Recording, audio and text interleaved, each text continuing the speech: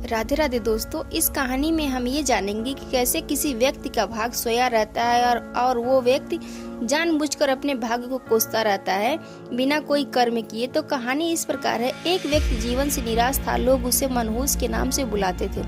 एक ज्ञानी पंडित ने उसे बताया कि तेरा भाग्य फला पर्वत पर सोया हुआ है, तू उसे जाकर जगा ले तो भाग्य तेरे साथ हो जाएगा। बस फिर क्या था, वह चल पड़ा अपना सोया भाग्य जगाने। रास्ते में जंगल पड़ा तो एक शेर उसे खाने को लपका। वो बोला, भाई मुझे मत खाओ, मैं अपना सोया भाग्य जगाने जा रहा हूँ। शेर ने कहा कि तुम्हारा भाग्य जाग जाए तो मेरी एक समस्या है, उसका समाधान पूछ लाना। मेरी समस्या ये है कि मैं कितना भी खाऊं मेरा पेट भरता ही नहीं है, हर समय पेट भूख की ज्वाला से चलता रहता है। मनहूस ने कहा, ठीक है। आगे जाने पर एक किसान के घर उसने रात बिताई। बातों बात में पता चलने पर कि वो अपना सोया भाग्य जगाने जा रहा है। किसान ने कहा कि मेरा भी एक सवाल है, अपने भाग्य से पूछकर उसका समाधान लेते आना। मेरे खेत में मैं कितनी भी मेहनत कर लूं पैदावार अच्छी होती ही नहीं है। मेरी शादी योग्य एक कन्या है, उसका विवाह इन परिस्थितियों में मैं कैसे कर पाऊँ। मनहूस बोला, ठीक है। आगे जाने पर वो एक राजा के घर मेहमान बना। रात्रि भोज के उपरांत राजा ने यह जानने पर कि वह अपने भाग्य को जगाने जा रहा है, उससे कहा कि मेरी परेशानी का हल भी अपने भाग्य से पूछते आना। मेरी परेशानी ये है कि कितनी भी समझदारी से राज्य चलाऊं, मेरे राज्य में अराजकता का बोलबाला ही बना रहता है। मनहूस बोला, ठीक है। अब वो पर्वत के पास पहुंच चुका था। वहां पर उसने अपने सोए भाग्य को झिझोड़ कर जगाया। उठो उठो उठो, मैं तुम्हें जगाने आया हूँ। उसके भाग्य ने अंगड़ाई ली और उसके साथ चल दिया।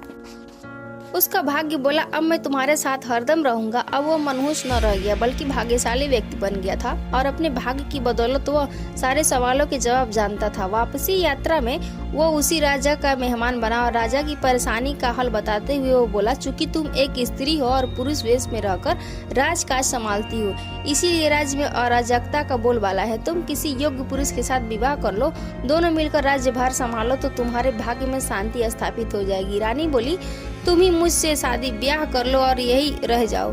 भाग्यशाली बन चुका मनहूस इनकार करते हुए बोला, नहीं नहीं, मेरा तो भाग्य जाग चुका है, तुम किसी और से विवाह कर लो। तब रानी ने अपने मंत्री से विवाह किया और सुखपूर्वक राज्य चलाने लगी। कुछ दिन राज्य किए मेहमान बनने के बाद उसने वहां से विदा ली। चलते चलते वो किसान के घर पहुंचा और उसके सवाल के जवाब में बताया कि तुम्हारे खेत में 7 कलश है, हीरे जवाहरात के गड़े हैं। उस खजाने को निकाल लेने पर तुम्हारी जमीन उपजाऊ हो जाएगी और उस धन से तुम अपनी बेटी का ब्याह भी धूमधाम से कर सकोगे। किसान ने अनुग्रहित होते हुए उससे कहा कि मैं तुम्हारा शुक्रगुजार हूँ, तुम ही मेरी बेटी के साथ ब्याह कर लो। पर भाग्यशाली बन चुका वह व्यक्ति बोला कि नहीं नहीं, मेरा तो भाग्योदय हो चुका है, तुम कहीं और अपनी सुंदर कन्या के विवाह करो। किसान ने उचित वर देकर अपनी कन्या का विवाह किया और सुखपूर्वक रहने लगी।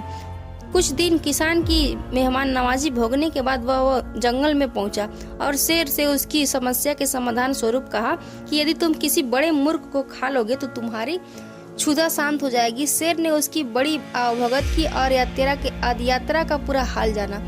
उसी सारी बात पता चलने के बाद शेर ने कहा कि भाग्योदय होने के बाद इतने अच्छे और बड़े 2 मौके गंवाने वाले ए इंसान, तुझसे बड़ा मूर्ख और कौन होगा। तुझे खाकर ही मेरी भूख शांत होगी। और इस तरह वह इंसान शेर का शिकार बनकर मृत्यु को प्राप्त होगा। इसका मूलार्थ यह है कि यदि आपके पास सही मौका परखने का और विवेक और अवसर को पकड़ने का ज्ञान नहीं है तो भाग्य भी आपके पास आकर आपका कुछ भला नहीं कर सकता। जय सीताराम।